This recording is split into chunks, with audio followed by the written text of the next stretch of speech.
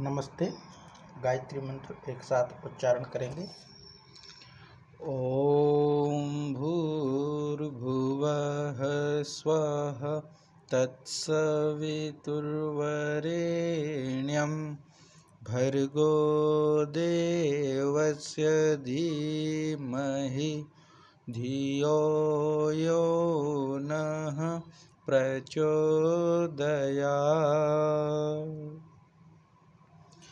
ॐ शान्ताकारं भुजगशयनं पद्मनाभं सुरेशं विश्वाधारं गगनसदृशं मेघवर्णं शुभांगं लक्ष्मीकान्तं कमलनयनं योगिभिर्ध्यानगम्यं वन्दे विष्णुं भवभयहरं सर्वलोकैकनाथम्। ॐ यं ब्रह्मा वरुणेन्द्ररुद्रमरुतः स्तुन्वन्ते दिव्यैः स्तवैर्वेदैः साङ्गपदक्रमोपनिषदैर्गायन्ति यं सामगाः।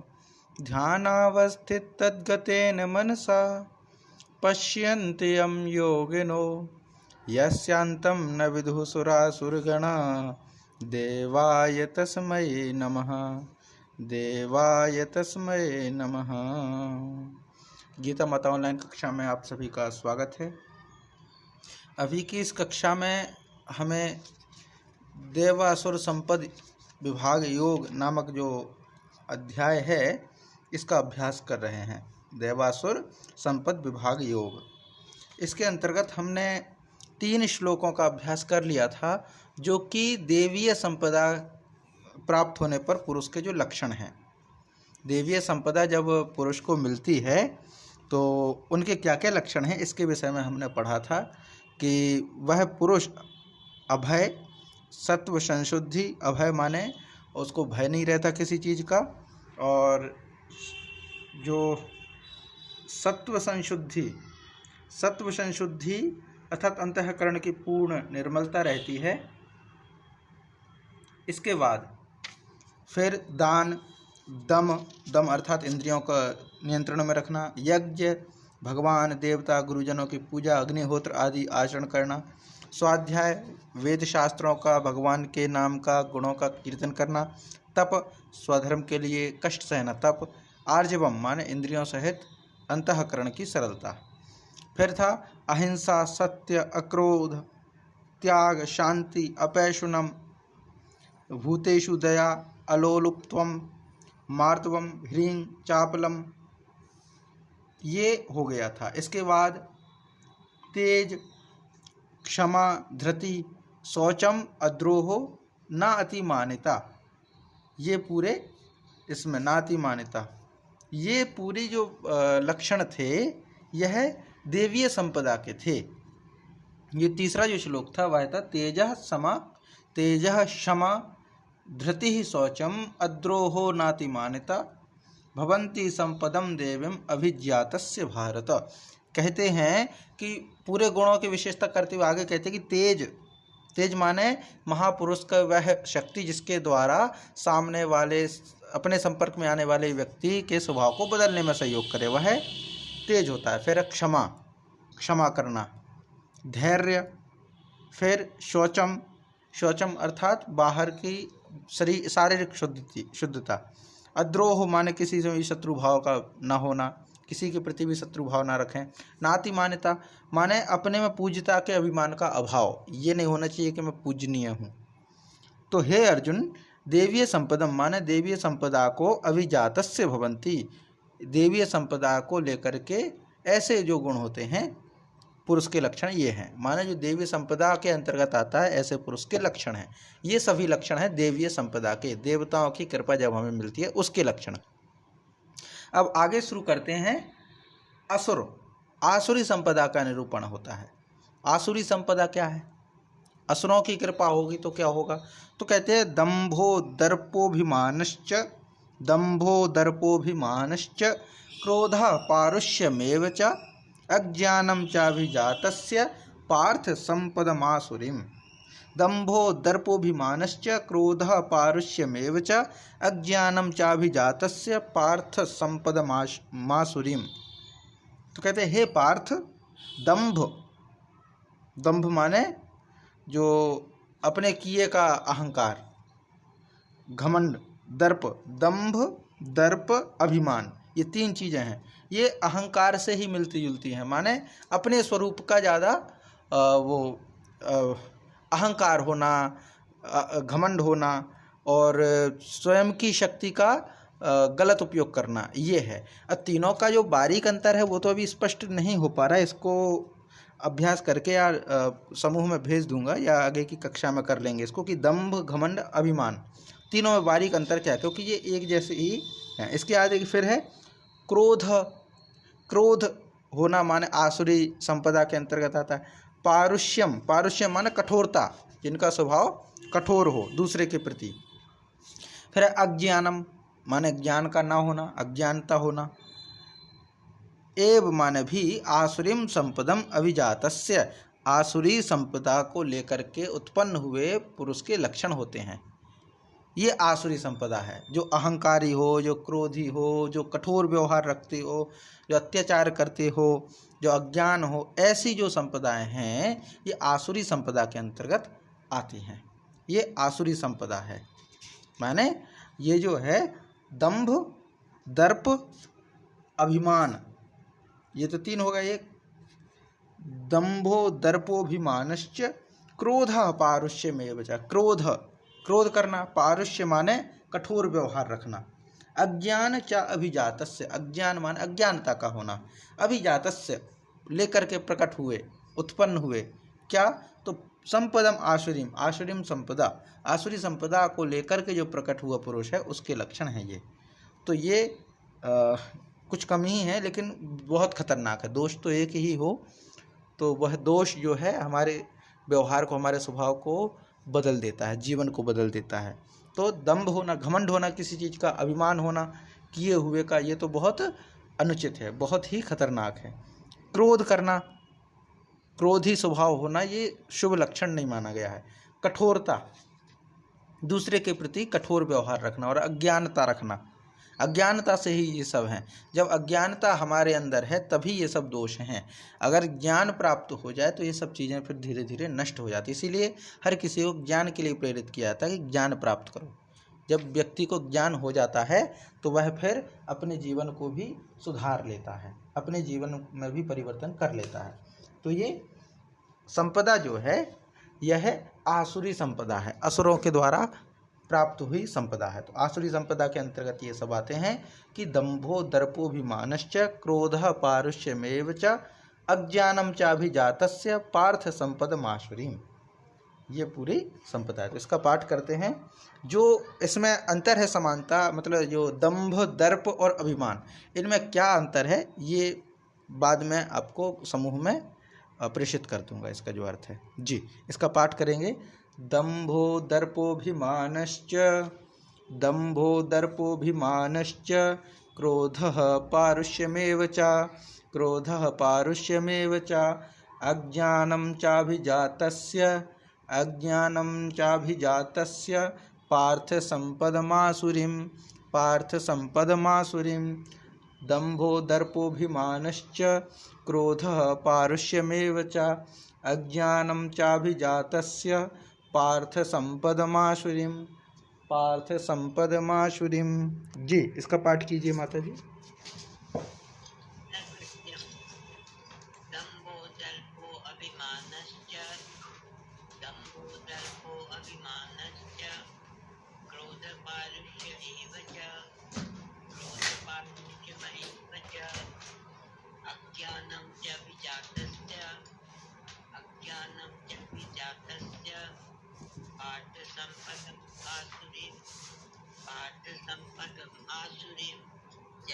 जय माँ।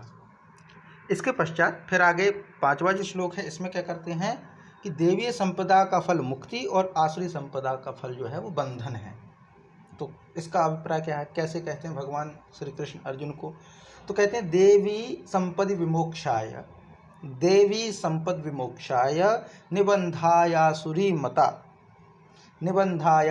मता माँ शुचः संपदम देवीम अभिजातोसि पांडव। अब यहाँ पे क्या कहते हैं, उन दोनों प्रकार की संपदाओं का वर्णन कर दिया। एक तरफ की जो संपदा है वह है देवीय और एक तरफ की संपदा है आसुरी। इन दोनों का वर्णन करते हुए कहते हैं, दोनों का लक्षण बता दिया। देवीय संपदा का लक्षण क्या है, आसुरी संपदा का लक्षण क्या है। दोनों संपदाओं का लक्षण बता देने के बाद जो है अब कहते हैं, दोनों में कहते हैं कि उन दोनों प्रकार की संपदाओं में जो देवी संपद है, देवी संपद विमोक्षाय, देवी संपद विमोक्षाय, देवीय संपदा जो है वो मोक्ष के लिए है, देवीय संपदा मोक्ष के लिए है। और आसुरी संपदा जो है वो निबंधाय माने बंधन में बांधने के लिए है, मता माने मानी गई है। देवीय संपदा जो है वो मुक्ति के लिए, क्यों? क्योंकि भगवान के परमात्मा के गुण होंगे तो वो जो है हमें मुक्त करेगी। हमने जो पूरा देखा, अक्रोध करना, कर्तापन का अहंकार ना होना, ये सब चीज़ें क्या हैं, हमें कर्म से नहीं बांधेंगे, हमें कर्म के बंधन से मुक्त रखेंगे। जब कर्म के बंधन से मुक्त होंगे फिर ज्ञान, तत्व ज्ञान होना, ये तो और बड़ी बात है। संसार का मोह तो छूट ही जाएगा। अहंकार ना करना, लालच ना करना, हिंसा ना करना, ये सब चीज़ें हमें मुक्ति की ओर ले जाती हैं। तो देवीय संपदा जो है वो हमें संसार में ना बांध करके, जन्म मृत्यु में ना बांध करके वह मुक्त करती है।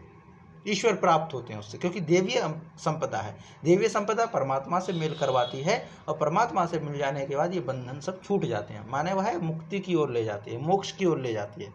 लेकिन देवीय ये जो आसुरी संपदा है बांधती है हमें। अज्ञान है, अज्ञान तो बांधता ही है, क्रोध बांधता, अहंकार बांधता है, तो ये सब चीज़ें बंधन का कारण होती हैं। तो इसलिए ये सब बातें कही गई। आगे कहते हैं, माँ शुचि संपदम देवीं अभिजातोसि पांडव। अतः माने इसीलिए, हे अर्जुन, हे पांडव, माँ शुचः माने माँ माने नहीं, शुचः माने शोक कर, इसलिए शोक मत कर तू। यथा क्योंकि तू देवीं संपदम अभिजातः असि, देवीय संपदा को लेकर के उत्पन्न हुआ है। ये अर्जुन को कहा कि तू शोक मत कर, तेरा जो जन्म है वो देवीय संपदा के अंतर्गत हुआ है। ये गुण बताए गए हैं जो स्वभावतः हैं, एक तो, दूसरे फिर इनको अभ्यास के द्वारा प्राप्त किया जा सकता है। एक तो स्वभावतः होता है, दूसरा थोड़ी मेहनत प्रयत्न करना पड़ता है, लेकिन फिर इसमें परिवर्तन स्वभाव में होता है। वरना ये कभी संभावना नहीं होती कि मूर्ख दिखने वाले कालिदास भी महाकवि हो सकते हैं। माने अज्ञानता से ज्ञान की ओर होना, ये होता है। लौकिक में उदाहरण देखे गए हैं, रत्नाकर से महर्षि वाल्मीकि बनना, ये देखे गए हैं, ऐसे उदाहरण आते हैं सामने। तो परिवर्तन तो होता ही है, पर कुछ लेकर के उत्पन्न होते। तो अर्जुन को यही कहा गया है कि देवीय संपदा तो मोक्ष के लिए है और आसुरी संपदा जो है वो बंधन के लिए है। पर हे अर्जुन, तू चिंता मत कर, क्योंकि तेरा जो जन्म हुआ वो देवीय संपदा को लेकर के हुआ है, इसीलिए तू बंधेगा नहीं, तू बंधनों से मुक्त होगा, तो इस संसार सागर से मुक्त होगा, मोक्ष को जाएगा। ये अर्जुन के लिए कहा है। तो देवी संपद विमोक्षाय, देवीय संपदा जो है वो मोक्ष दिलाती है। निबंधायासुरी मता, और निबंध जो करती है माने बांधती है, वह आसुरी संपदा मानी गई है। माँ शुचः संपदम देवीं अभिजातोसि पांडवा, पांडवा हे अर्जुन, माँ शुचः शोक मत कर, क्यों?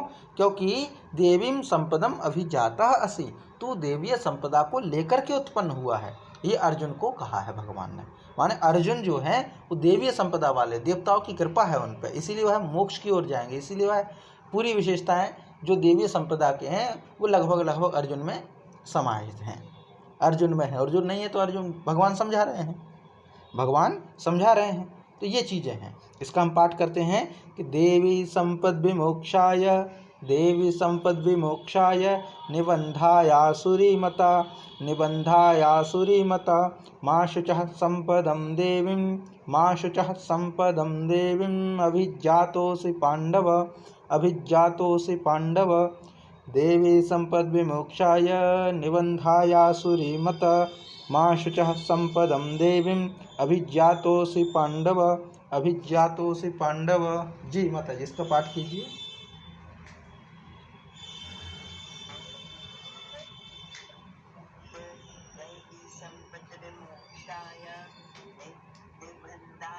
आसुरीमता माशुचं सम्पदं दैवीम् अभिजाता असि बांधवा दैवीं सम्पत्ति मोक्षाय सुबन्धाया माशुचा सम्पदं दैवीम् अभिजाता असि बांधवा दैवी सम्पत्ति मोक्षाय निर्भयन्त्यायुषुरीमता माशुच सम्पदं दैवीम् अभिजातो असि बांधवा।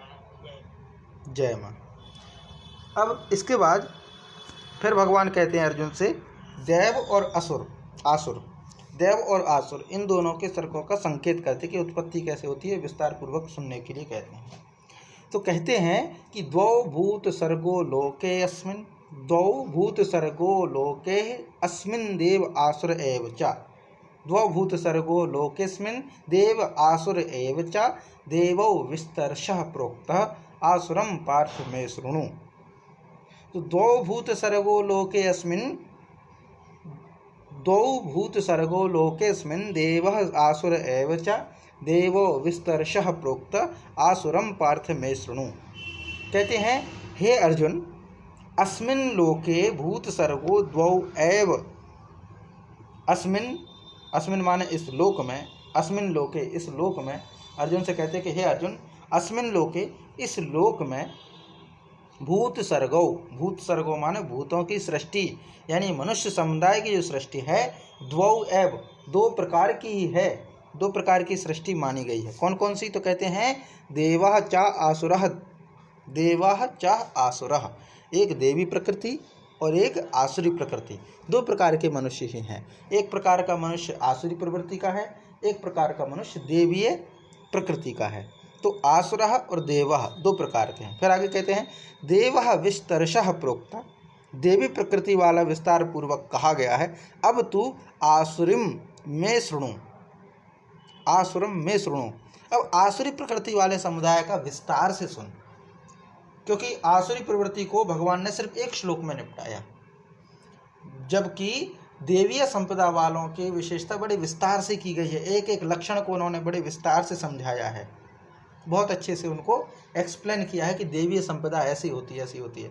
फिर लगता है कि आसुरी संपदा को और विस्तार से समझाएं, तो वो यही कहा है कि द्वौ भूत सर्गो लोकेस्मिन् देव आसुर एव च देवो विस्तरशः प्रोक्ता। देवो माने देवी आसुरी को विस्तार सहित प्रोक्ता माने कह चुका हूँ। देवी संपदा को तो विस्तार पूर्वक कह दिया है। आसुरम पार्थ में शृणु, अब मैं आसुरी संपदा को विस्तार से कह रहा हूँ, जिसको हे पार्थ तू सुन, मुझसे सुन। तो कहने का मतलब है कि अभी तक भगवान ने सिर्फ देवीय संपदा को विस्तार किया है, अब आसुरी संपदा का विस्तार वो करेंगे कि आसुरी संपदा कैसी होती है। और उससे पहले ये कह दिया कि इस लोक में जो भी मनुष्य समुदाय है वो दो प्रकार का ही है, एक देवीय प्रकृति वाला है और एक आसुरी प्रकृति वाला है। और ये बात सच है, एक देवता है और एक राक्षस है। बीच की स्थिति फिर बनी रहती है, कोई ज़्यादा राक्षस है, कोई कम है, कोई ज़्यादा देवता है, कोई कम है। किसी में कोई गुण देवताओं वाले हैं, किसी में कोई गुण राक्षसों वाले हैं, लेकिन है सब में। बुद्धि ही तो होती है, कुमति और सुमति का ही तो भेद है। तुलसीदास जी ने इसको कहा, कुमति सुमति सबके उर रहे हैं। तो कुमति और सुमति है वो दोनों के ही अंदर हैं, सबके माने दोनों बुद्धियां सबके अंदर हैं। किसी स्तर तक हम धार्मिक हैं, लेकिन एक निश्चित सीमा के बाद हम में भी दोष उत्पन्न हो जाते हैं। निर्दोष तो नहीं है कोई भी, दोष युक्त तो सब हैं, पर कितने प्रतिशत है, कितने अनुपात है, उसका अंतर हो सकता है। किसी व्यक्ति में सात्विकता ज़्यादा होगी, तामसिकता राजसिकता कम होगी, किसी में राजसिकता ज़्यादा होगी, माने दोष गुण सब में हैं। पर दो प्रकार के मनुष्यों की बात कही गई है। मनुष्य समुदाय में एक देवीय संपदा वाला है तो एक आसुरी संपदा वाला है। तो देवीय संपदा को तो मैंने विस्तार से कह दिया, अब आसुरी संपदा को मुझसे विस्तार से सुन। ये पूरा यहाँ पर हो गया। तो अब इसका पाठ करते हैं हम कि द्वौ भूत सर्गो लोकेस्मिन्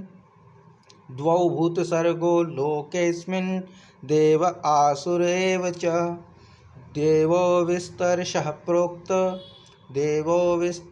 प्रोक्त आसुरं पार्थ मे शृणु। द्वौ भूत सर्गो लोकेस्मिन् देव आसुर एव च देवौ विस्तर्षः प्रोक्त देवौ विस्तर्षः प्रोक्त आसुरं पार्थ में शृणु आसुरं पार्थ में शृणु। जी इसका पाठ कीजिए माता जी।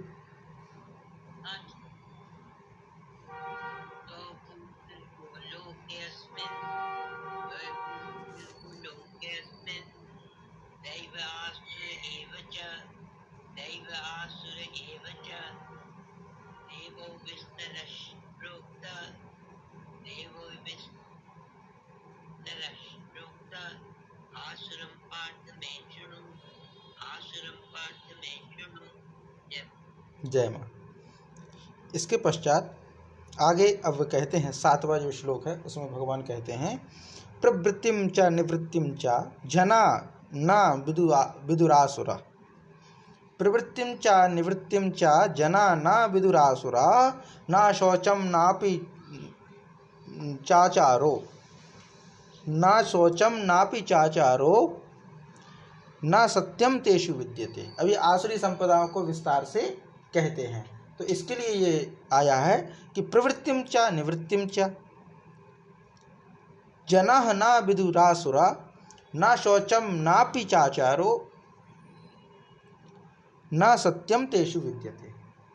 अब इसमें क्या कहते हैं कि हे अर्जुन आसुराह जना, आसुर स्वभाव वाले जो जन होते हैं, आसुर माने आसुरी प्रवृत्ति वाले जो मनुष्य होते हैं, प्रवृत्तिम और निवृत्तिम इन दोनों को भी नहीं जानते। माने जो आसुरी लोग जो होते हैं वह ना तो प्रवृत्ति को जानते हैं न निवृत्ति को जानते। प्रवृत्ति माने किसी चीज में प्रवृत्त होना, कार्य करना, लग करके जुट करके कार्य करना, वो प्रवृत्ति। और निवृत्ति माने दोनों से हट जाना, अलग हो जाना, निवृत्त हो जाना। तो मनुष्य जो हैं कौन से? आसुरी स्वभाव वाले। आसुरी स्वभाव वाले जो मनुष्य हैं ना तो वो प्रवृत्ति को जानते हैं ना ही निवृत्ति को जानते हैं। माने आसुराह जनाः प्रवृत्तिम चा निवृत्तिम चा न विदुः, नहीं जानते। इसीलिए तेषु उनमें ना शौचम, ना तो बाहर भीतर की कोई शुद्धि है, ना श्रेष्ठ आचरण है, और न च सत्यम अपि विद्यते, और सत्य भाषण भी नहीं है। अब ये पूरा इन्होंने कहा कि भाई जो अभिमान वाले हैं, जो आसुरी प्रवृत्ति वाले हैं, कहना ये चाह रहे हैं कि जो आसुरी प्रवृत्ति के जो हैं मनुष्य, उन वो गंदगी से युक्त रहते, माने शुद्धता का उनके यहाँ पे कोई वो नहीं रहता, बाहरी हो भीतरी हो शुचिता नहीं रहती, पवित्रता नहीं रहती, और श्रेष्ठ आचरण भी उनका नहीं रहा, आचरण भी उनका श्रेष्ठ नहीं रहता। इसके बाद सत्य भाषण भी उनका नहीं है। तो सत्य भाषण नहीं है, श्रेष्ठ आचरण नहीं है, शौच माने बाहरी और भीतरी पवित्रता भी नहीं है। क्यों नहीं है? क्योंकि ना तो वो प्रवृत्ति को जानते हैं ना ही निवृत्ति को जानते हैं। वो जानते नहीं है कि मोक्ष क्या होता है, वो जानते नहीं कि बंधन क्या होता है। ऐसे जो असुर स्वभाव वाले मनुष्य हैं वह ना तो बाहरी और भीतरी पवित्रता रखते हैं, ना ही उनका कोई ऐसा श्रेष्ठ आचरण होता है, और ना ही वो सत्य को जानते हैं कि सत्य भाषण करना चाहिए। उनके अंदर सत्य भी नहीं रहता। ये यहाँ पे एक स्वभाव जो है यहाँ पे वर्णन किया है। तो प्रवृत्तिम चा निवृत्तिम चा जना ना विदुरासुरा, विदु माने जानना, ना माने नहीं जानते, असुरा आसुर प्रवृत्ति वाले लोग क्या नहीं जानते? तो प्रवृत्तिम निवृत्तिम, ना तो प्रवृत्ति को जानते ना ही निवृत्ति को जानते हैं। न शौचम नापि च आचारो, च आचारो तो है चाचारो, तो न शौचम नापि च आचारो माने ना तो उनके अंदर शौचम है, शौचम माने बाहर भीतरी शुद्धता भी नहीं है, ना अपि आचारो, ना ही उनके अंदर कोई अच्छा आचरण है, न सत्यम तेषु विद्यते, और सत्य भी उनके नहीं रहता है, क्योंकि वो नहीं जानते कि प्रवृत्ति निवृत्ति क्या होता है, देवता और क्या होता है, वो कुछ इससे परे रहते हैं। तो ये पूरा जो है आसुरी संपदा वाले लोगों के प्रति एक कथन है भगवान का। तो इसका हम पाठ करते हैं कि प्रवृत्तिम चा निवृत्तिम चा जना न विदुरासुरा न शौचम नापि चाचारो न सत्यम तेषु विद्यते प्रवृत्तिम चा निवृत्तिम चा जनाः न विदुरासुराः न शौचम नापि चाचारो न सत्यम तेषु विद्यते, न सत्यम तेषु विद्यते। जी, इसका पाठ कीजिए माता जी। प्रवृत्तं च निर्विद्यं च जनाना विदुरासुरा न शौचं नापि चाचारो न सत्यं तेषु विद्यते। प्रवृत्तं च निर्विद्यं च जनाना विदुरासुरा न शौचं नापि चाचारो न सत्यं तेषु विद्यते। जय मां। जय माँ। इसके पश्चात अब आगे और विस्तार से कहते हैं, ये जो आसुरी प्रवृत्ति वाले जो होते हैं मनुष्य, उनके स्वभाव के विषय में आगे कहते हैं कि असत्यम अप्रतिष्ठम ते जगदाहुरनीश्वरम, असत्यम अप्रतिष्ठम ते जगदाहुरनीश्वरम, अपरस्पर संभूतम किमन्यत् काम हेतुकम, क्या कहते हैं? असत्यम अप्रतिष्ठम, असत्यम और अप्रतिष्ठम के बीच में जब संधि हुई तो असत्यम अप्रतिष्ठम, ते माने वे लोग, जगत आहुर नीश्वरम, जगत आहुर, जगत माने संसार, आहु माने कहता, अनीश्वरम ईश्वर को ना मानने वाले, मान नास्तिक कहता है। अपरस्पर संभूतम किमन्यत् काम हेतुकम, तो क्या है इसका मतलब कि ते माने वे आसुरी प्रवृत्ति वाले जो लोग हैं, ते अर्थात वे आसुरी प्रवृत्ति वाले जो लोग हैं, वो मनुष्य हैं, वह आहु माने कहा करते हैं। क्या कहा करते हैं? कि जगत प्रतिष्ठम अप्रतिष्ठम, जगत अप्रतिष्ठम, यह जो जगत है यह अप्रतिष्ठित, अप्रतिष्ठित माने आश्रय से रहित है। माने जो आश्रय प्रवृत्ति वाले हैं वो क्या कहते हैं? आश्रय रहित है ये जगत, जगत में कोई आश्रय नहीं है, किसी का आश्रय नहीं है। जो देवताओं की, जो ईश्वर की बातें हैं झूठी हैं, ऐसा वो मानते हैं। असत्यम और अनीश्वरम, अपरस्पर भूतम, वो क्या मानते हैं? और वो ये मानते हैं जगत के विषय में कि असत्यम माने सर्वथा असत्य, और अनीश्वरम बिना ईश्वर के।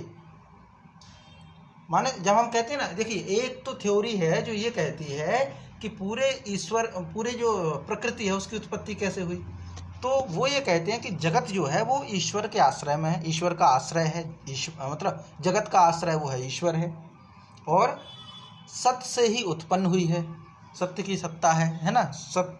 और फिर कहते हैं ईश्वर के द्वारा बनाई गई है, ईश्वर के द्वारा उत्पन्न की गई है, ईश्वर के प्रभाव से। ये तो देवीय संपदा वाले लोग मानते ईश्वर को सब कुछ। पर ये जो आसुरी संपदा वाले हैं वो क्या कहते हैं? वो कहा करते हैं कि जगत आश्रय से रहित है, जगत में किसी का आश्रय नहीं है, और इसमें सत्य झूठ कुछ नहीं है, असत्य का जो है सर्वथा चलता रहता है, और अनीश्वरम, ईश्वर जैसा कोई है नहीं, बिना ईश्वर के ही ये जो है। फिर उत्पन्न कैसे हुई? तो कहते हैं अपरस्पर संभूतम, अपने आप ही अपरस्परम, किसी बिना किसी सहारे, अपने आप ही स्त्री पुरुष के संयोग से ये सृष्टि की उत्पत्ति हुई है। बस स्त्री पुरुष उत्पन्न हुए, उनसे ही पूरी सृष्टि उत्पन्न हो गई। इसमें किसी ईश्वर की ना तो कोई भूमिका है, ना ही वो ऐसा मानते हैं कि प्रकृति में ना ही ईश्वर का कोई आधार है। जगत का आधार नहीं है ईश्वर, ईश्वर तो एक कपोल कल्पना है। वो इस तरह से मानते। कौन? आसुरी प्रवृत्ति वाले, इसीलिए उनको आसुरी प्रवृत्ति है। और हम देखते हैं कहानियों में, कथाओं में, तो ईश्वर को नहीं मानते, ईश्वर के अस्तित्व को नहीं मानते। जितने भी राक्षस हैं, हिरण्यकश्यप, वो भी तो ये कहता था कौन होता है विष्णु, मेरी पूजा करो, मैं हूँ, मैं शक्तिशाली हूँ, मेरे अंदर बहुत ताकत है और धन दौलत संपत्ति मेरी है। कौन होता है सामने वाला? कोई नहीं है, कोई अस्तित्व ही नहीं है, मैं ही हूँ, मेरी ही जय जयकार करो। इस तरह की ये प्रवृत्ति किसकी है? जो ये माने कि भाई इंसान ही सब कुछ है, ईश्वर कुछ है ही नहीं, ईश्वर का कोई अस्तित्व है ही नहीं। वो कौन कहे जाएंगे? असुर कहे जाएंगे। क्योंकि देवताओं और असुर का विवाद हुआ तो इसी कारण से कि असुर जो है वो अपने आप को ज़्यादा ताकतवर मानते थे, अपने आप को ही सब कुछ समझते थे, ईश्वर के अस्तित्व को नहीं मानते थे। पर देवीय संपदा जो है वो ईश्वर के प्रति समर्पित रही, ईश्वर के उसको महत्व को मानते आए हैं। एक बात होगी। आगे फिर कहते हैं काम हेतुकम, केवल काम ही इसका कारण है। अन्यत किम, इसके अलावा और क्या कारण होगा?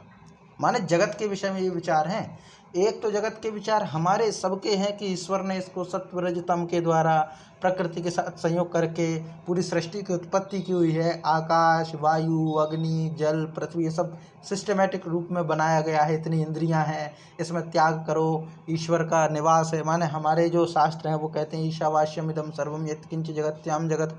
एक तो ये परंपरा है। दूसरी जो अभी पढ़ रहे हैं, ये जो परंपरा है आसुरी परंपरा है, असुरों की है।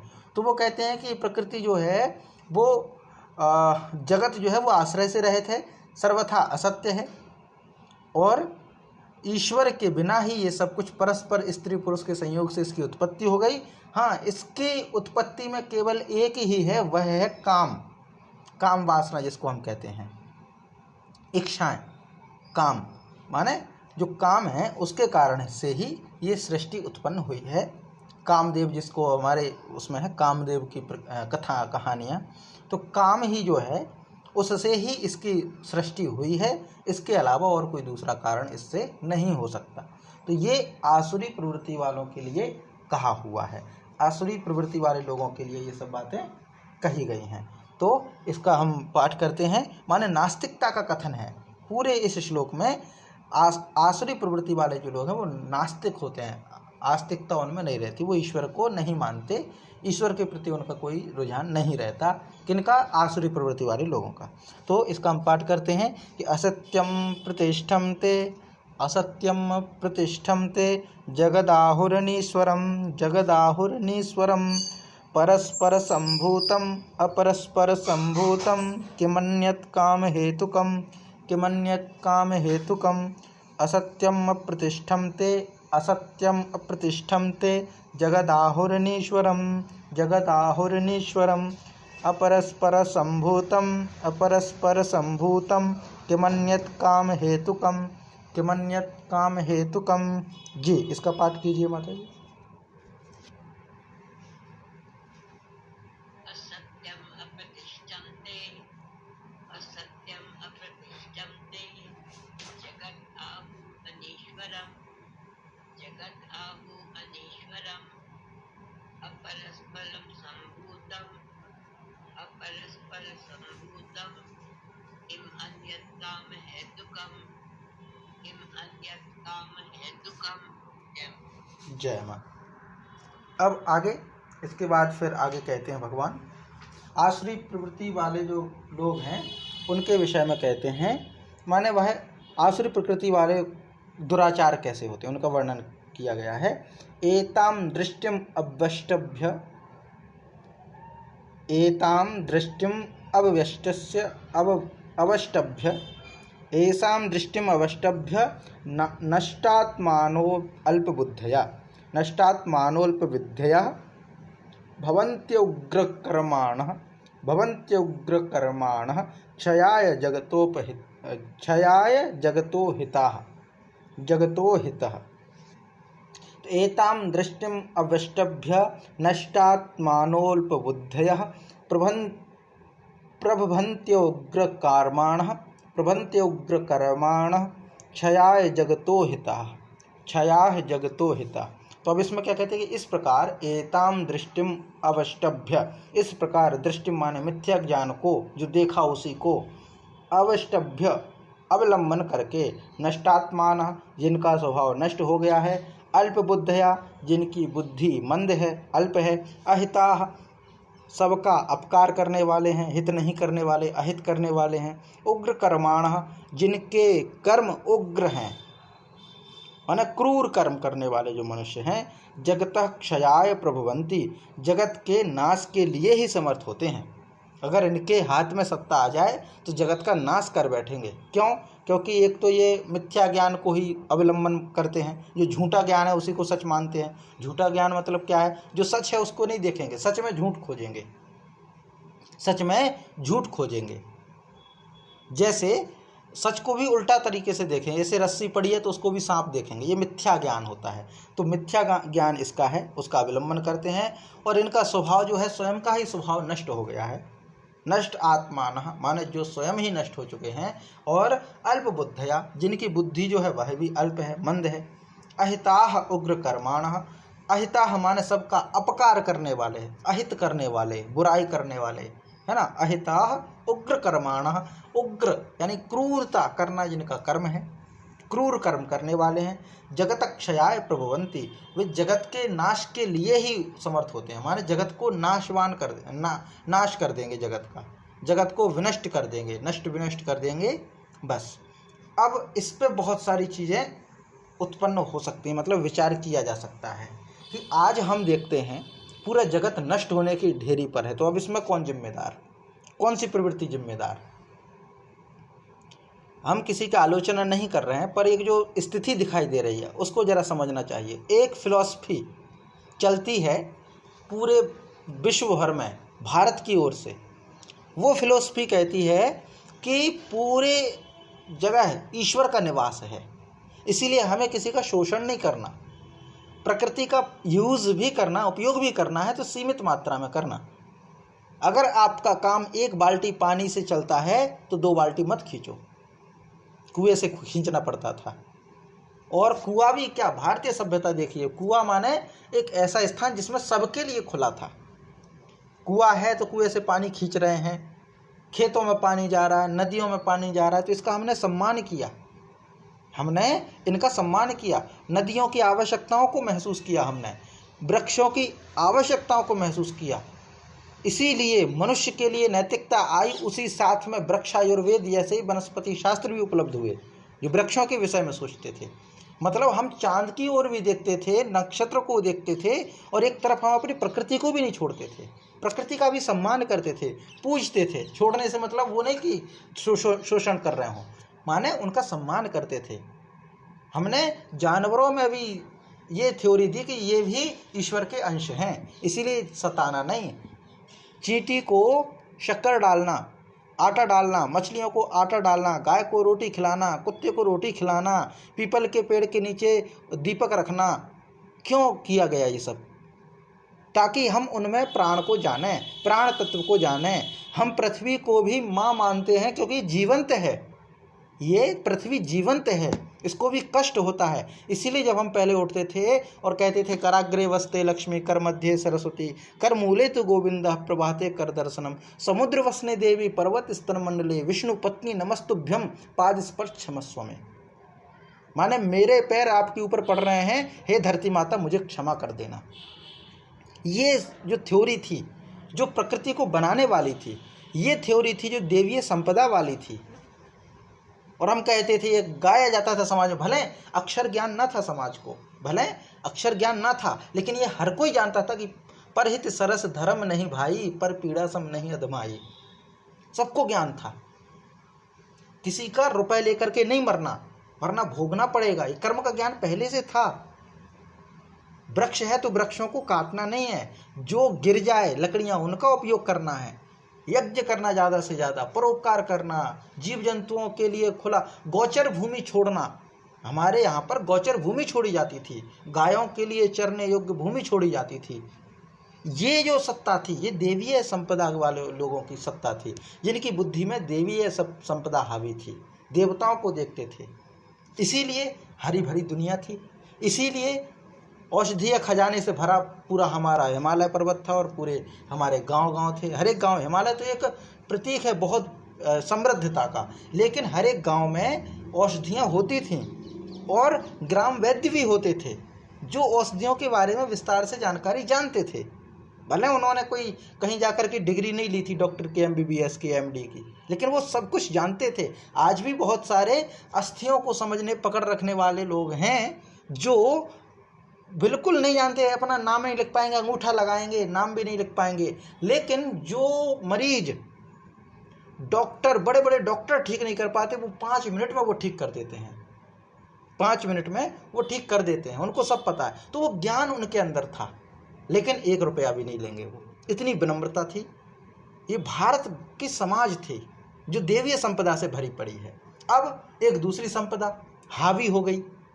अब वो जब संपदा हावी हुई और उसने जब आक्रमण करना शुरू किया कि जो कुछ है वो हमारा है, लूटो, जो कुछ है वो हमारा है, आक्रमण करो, नष्ट करो, विनष्ट करो। उन्होंने कभी नहीं देखा कि नदी का महत्व क्या है, उन्होंने कभी नहीं देखा वृक्षों का महत्व क्या है, उन्होंने कभी नहीं देखा जानवरों का महत्व क्या है। तो क्या हुआ, आज देख रहे हैं हम। हमारे यहाँ पर कुआं होता था तो बराबर पानी खींचा जाता था, मोटर नहीं थी हमारे यहाँ पे, चाहते तो बना भी सकते थे, मोटर नहीं थी, रहट चलता था, जानवरों के द्वारा खींचा जाता था। तो एक धीरे धीरे साइकिल चलती थी, मतलब एक सर्किल चलता था और पानी निकलता था, और उतना ही पानी कुएं में आसानी से पहुंच जाता था। लेकिन जिसके अंदर सनक सवार हुई उसने देखा कि नहीं, पानी किसके लिए छोड़ना है, सब कुछ हमारा ही है। जब सब कुछ हमारा है तो फिर धीरे धीरे क्यों, जल्दी जल्दी। तो उन्होंने पंप का सिस्टम लाया, तो दुनिया जो है वो पूरा पानी चूस लिया हमने। और जमीन में डालने के अंदर जो व्यवस्था होती थी वो व्यवस्था खत्म। हमारे भारत में कच्ची आंगन होता था, कच्चा आंगन होता था, जो पानी आंगन में जाए वो सूख जाता था जमीन में। लेकिन अब जगह जगह सीमेंट हो गए, कंक्रीट हो गया, आंगन जो है पक्के हो गए, तो पानी जमीन में जाता नहीं है, पानी बह करके निकलता है तो बाढ़ आती है। ये जो है वो आसुरी प्रवृत्ति वाली है। उन्होंने, क्योंकि अज्ञान है, ज्ञान है ही नहीं। अभी भगवान श्री कृष्ण ने कहा ना कि अज्ञानी है वो, अल्प बुद्धि वाले, लगता है कि हम ज्ञानी हैं पर है नहीं। वृक्षों को काट दिया। अब बताइए, वृक्षों को काटेंगे तो ग्लोबल वार्मिंग तो बढ़ने वाली है, लेकिन उनको इतना ज्ञान नहीं। सत्ता तो पूरी उनके हाथ में आ गई ना, जैसा मन मर्जी आया वैसा उन्होंने किया। उन्होंने कुओं को संरक्षित रखा नहीं, जंगलों को संरक्षित रखा नहीं, पर्वतों को संरक्षित रखा नहीं। जमीन में से खोद खोद के कोयला है, लोहा है, धातुएं हैं, सब निकाल ली। जब ये सब निकाली तो वो स्पेस हो गया, वो स्पेस भरेगा कैसे, तो भूकंप आते हैं। तो ये जितनी भी तबाहियां आती हैं, चाहे वो बाढ़ आती हो, चाहे वो भूकंप आता हो, ये सब आसुरी प्रवृत्ति वाले मनुष्यों की सत्ता के कारण ही है। जब देवीय संपदा वाले मनुष्यों का शासन इस धरती पर था, तब तक इस धरती का संचालन हजारों लाखों करोड़ों वर्ष से बिल्कुल सामान्य गति से चलता आया, कोई परेशानी नहीं आई। लेकिन अब बहुत सारी परेशानियां आ गई। अगर इस पे ही करें तो काफ़ी लंबा समय इस पे खर्च हो जाएगा। एक एक चीज़ को देखें हम। ये तो हमने एक सिर्फ कुएं का उदाहरण दिया, ये तो हमने सिर्फ एक कुएं का उदाहरण दिया। एक और उदाहरण इसी संबंध में ले लीजिए कि हमारे यहाँ पर जैसे चटनी बनानी है, सबसे छोटा काम चटनी बनानी है या आटा बनाना है, तो क्या करते थे, तो चटनी बनानी हो या आटा पीसना हो, हमारे यहाँ पर पत्थर की चक्की भी होती थी, पत्थर का सिलबटना भी होता था, जो किसी शिल्पकार जो पत्थर का काम करते थे उनके यहाँ से प्राप्त हो जाता था, वो बना देते थे। और कुछ नहीं होता था कि एक ही माँ बहन जो भी है, दादी हैं, वो चटनी बना देती थी और वो आटा भी रोजाना पीसते थे। आटे का भी देखा तो रोजाना घर पे ही आटा पीसा जाता था। चटनी बनानी है तो खुद घर पे ही बना लेते थे। स्वास्थ्य भी ठीक रहता था, स्वादिष्टता भी रहती थी। पर अब वही काम करने के लिए मिक्सी आ गई। मिक्सी को चलाने के लिए क्या है, तो इलेक्ट्रिसिटी की ज़रूरत है। इलेक्ट्रिसिटी कहाँ से आएगी, तो कहीं बांध बनाना पड़ेगा, तब इलेक्ट्रिसिटी उत्पन्न होगी। जब बांध बनाएंगे तो पानी को रोकना पड़ेगा, और बांध में अगर क्रैक्स आ गए तो, क्योंकि पानी को रोकना पानी की प्रकृति के विपरीत है, पानी कभी रुकता नहीं है, पानी निरंतर बहते रहना चाहिए। तो पानी को रोका, जल राशि को जब रोका तो वो एक ठीक नहीं है, तो जो है वो भी एक अनुचित रहा। माने इतना बड़ा बांध बनाना पड़ा, इतना सब कुछ जंगल काटने पड़े, तब जाकर के छोटी सी मिक्सी चल पाई। मतलब और भी चल रहा है, पर मिक्सी को चलाने के लिए ये सब पीछे है। और यहाँ पर करने के लिए कुछ नहीं, एक छोटा सा विज्ञान था। तो ये सब चीज़ें जो थी छोटे में आसानी में हमें उपलब्ध हो जाती थी, पर अब हमने उसको बड़े स्तर पर करना शुरू कर दिया, तो विनाश है, विनाश के लिए सब है। तो दुनिया जो है जिस ओर जा रही है वो आसुरी प्रवृत्ति वाले लोगों की सत्ता के कारण है, उनके स्वभाव के कारण है। तो इसीलिए ये जो है बात यहाँ पर कही गई है, इसीलिए ये जो है पूरा कहा गया है कि वह जगत के नाश के लिए ही होते हैं। जो मनुष्य हैं, जो आसुरी प्रकृति के जो लोग हैं, अगर इनको दुनिया हाथ में मिल जाए तो जगत का नाश करके मानेंगे। और यही हुआ कि पूरे विश्व के संचालन में आसुरी बुद्धि वाले लोग संचालन में रहे, इसीलिए पूरी दुनिया नष्ट होने के कगार पे है, इसलिए पर्यावरण बिगड़ा पड़ा है, इसलिए प्राकृतिक आपदाएं आ रही हैं, इसलिए सामाजिक स्थिति इतनी खराब है जो आजकल का माहौल बना हुआ। क्यों? क्योंकि आसुरी प्रवृत्ति वाले लोग हैं। आसुरी प्रवृत्ति वाले लोग रहे हैं। तो इसीलिए ये आसुरी प्रकृति का दुराचार है।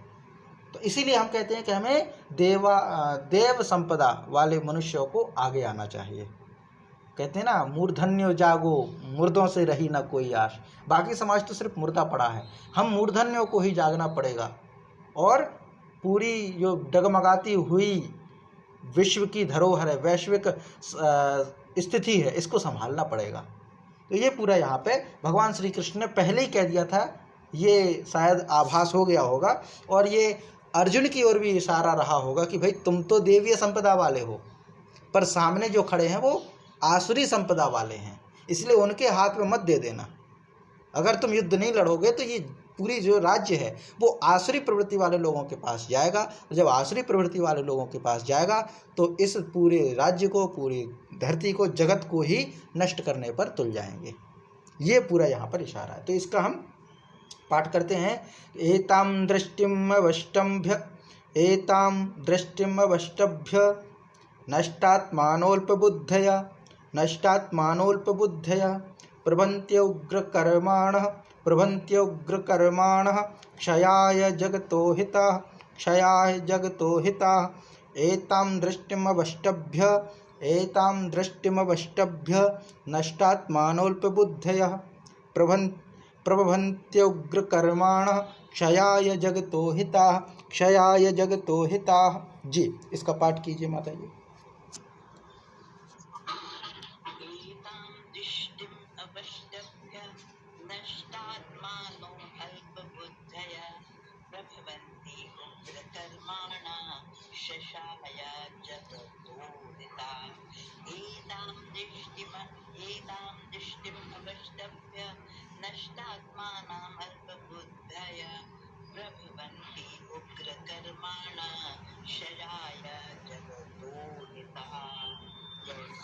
जय मां। इसके पश्चात फिर आगे जो है, आगे कहते हैं काममाश्रित्य दुष्पूरम, काममाश्रित्य दुष्पूरम दंभमानं मदान्विता, दंभमानमदान्वित मोहाद् गृहीत्वा सद्ग्राह्यान्, मोहाद् गृहीत्वा सद्ग्राहान् प्रवर्तन्ते, प्रवर्तन्ते अशुचिव्रता, प्रवर्तन्ते अशुचिव्रता। कामम् आश्रित्य दुष्पूरम दंभमानमदान्विता, दंभमानमदान्विता मोहात् गृहीत्वा सद्ग्राहान् प्रवर्तन्ते, प्रवर्तन्ते अशुचिव्रता, प्रवर्तन्ते शुचिव्रता। तो इसका मतलब क्या है? भगवान कहते हैं दंभमान, दंभमान मदान्विता, दंभमान मदान्विता। तो दंभ, अब ये जो है दंभ, जो ये आए थे दर्प, दंभ और अभिमान, इसके विषय में जो है ये कहा गया है कि दंभ जो है, दंभ किसको कहते हैं? तो दंभ जो होता है मान, बड़ाई, पूजा और प्रतिष्ठा के लिए धन आदि के लोभ से, किसी को ठगने के अभिप्राय से अपने को धर्मात्मा, भगवत भक्त, ज्ञानी, महात्मा प्रसिद्ध करना अथवा दिखाऊ धर्म पालन करना, दानीपन का, भक्ति, व्रत, उपवास आदि का, योग साधन का, जिस किसी में भी रूप में रहने में अपना काम सतता हो, उसी ढोंग का रचना होता है दंभ। माने बगुला भक्ति करना पड़ जाए तो कर लो, लालच माने हमारी आवश्यकता पूर्ति होनी चाहिए, इसके लिए जो करना पड़े वो करो, ये है दंभ, ये है दंभ। और मान जो यहाँ पे आ गया अहंकार। और दूसरा फिर तो दर्प, दर्प किसको कहते हैं? दंभ तो हो गया माने अपने स्वभाव, अपने लालच को देख करके, अपने स्वार्थ को देख करके रूप को बदल लेना, ढोंगी वेश धारण कर लेना, बगुला भक्ति कर लेना, वो तो हो गया दंभ। दर्प क्या होता है? तो दर्प के विषय में भी पढ़ें। तो दर्प जो है उसको कहते हैं विद्या, धन, कुटुंब, जाति, अवस्था, बल और ऐश्वर्य आदि के संबंध में जो मन में घमंड होता है, जिसके कारण मनुष्य दूसरों को तुच्छ समझकर अपनी उनकी अवहेलना करता है, उसका नाम होता है दर्प। दंभ तो है मतलब कि वो जो फायदा देखे वैसा ही रूप धारण कर ले, वो तो दंभ हो गया। दर्प जो होता है मतलब वो विद्या, धन, कुटुंब आदि, अवस्था, बल, ऐश्वर्य आदि के संबंध में जो मन में घमंड होता है, माने जिसके कारण माने उसने कुछ अर्जित कर लिया, कुछ अच्छी पढ़ाई कर ली, अच्छी पढ़ाई कर लेने के बाद फिर वो ये देखे कि भाई मैं तो इनसे बहुत ऊंचा हूँ, ये तो सब मेरे आगे कीड़े मकोड़े के जैसे हैं, मैं इनसे बहुत अच्छा हूँ, मैं इनसे बहुत अच्छा हूँ पर ये जो हैं वो मुझसे बहुत छोटे हैं। ये जो भाव है ये दर्प कहलाता है। ये जो भाव है वो दर्प कहलाता है। और अभिमान क्या है? तो कहते हैं अपने को श्रेष्ठ, बड़ा, पूज्य समझना, मान, बढ़ाई, तीव्रता, प्रतिष्ठा और पूजा आदि की इच्छा रखना तथा इन सब के प्राप्त होने पर प्रसन्न होना अभिमान है। माने ये मान बैठना कि भाई मैं तो इन सब के लिए पूजनीय हूँ और ये मेरी पूजा करें, मालाएं पहनाएं, जय जयकार करें, और जब कोई जय जयकार करता है, प्रशंसा करता है तो बिल्कुल प्रसन्न हो जाते हैं। ये अभिमान है। दंभ, दर्प, अभिमान, ये बड़ा अंतर है। दंभ माने जैसा चाहो वैसा वेश धर लो, बस हमारा लाभ सिद्ध होना चाहिए, वो दंभ है। दर्प माने खुद ने कोई विद्या अर्जित कर लिया, इसके अलावा दूसरों को कीड़े मकोड़े समझना, बहुत नीचा तुच्छ से जान बैठना, ये दर्प होता है।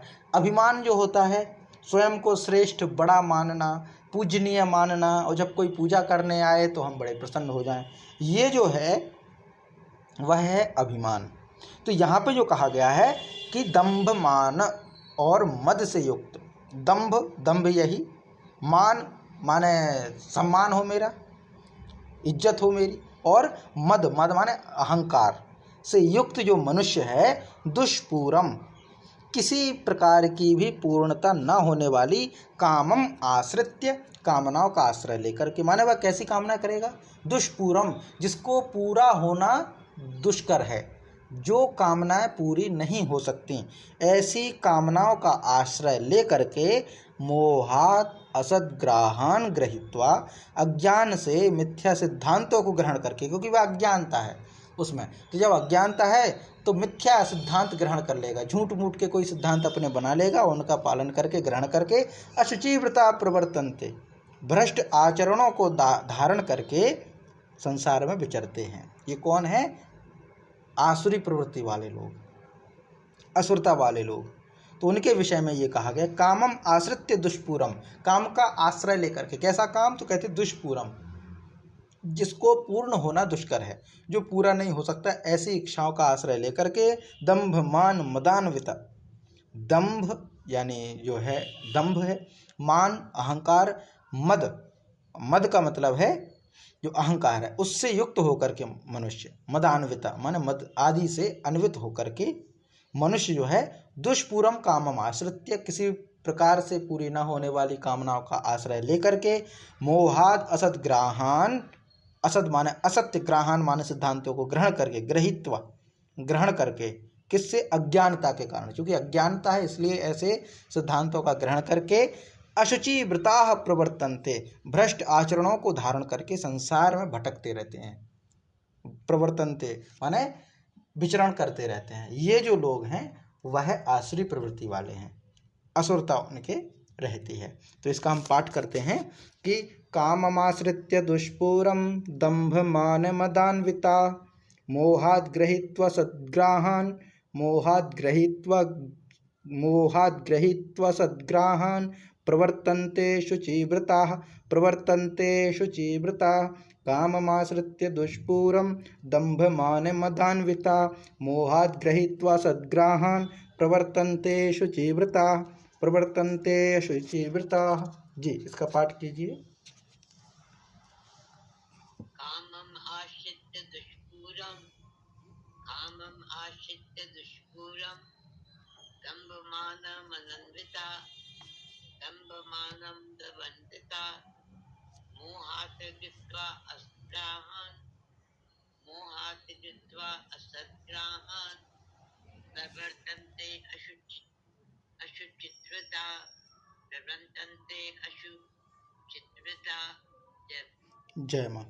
अब जो है इस कक्षा का जो है हम यहीं पर समापन करते हैं। आज 10 श्लोक तक रखते हैं, आगे की कक्षा 11वें श्लोक से कल करेंगे।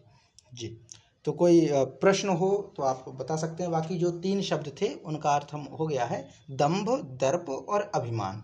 दंभ माने फर्जी यानी फरेब करने के लिए कोई वेश धारण करना दंभ है।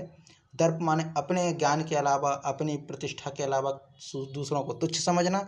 अभिमान मतलब स्वयं को पूजनीय मान करके प्रशंसा कराने की इच्छा रखना, वो अभिमान है। तो इसके अलावा कोई आपके प्रश्न तो रख सकते हैं, बाकी कक्षा फिर समाप्त।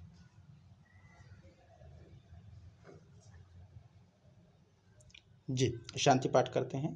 ओ सहनाववतु सहनौ भुनक्तु सह वीर्यंकरवावहै तेजस्वनावधीतमस्तु मा विद्विषावहै। ओम शांति शांति शांति। जी नमस्ते माता जी।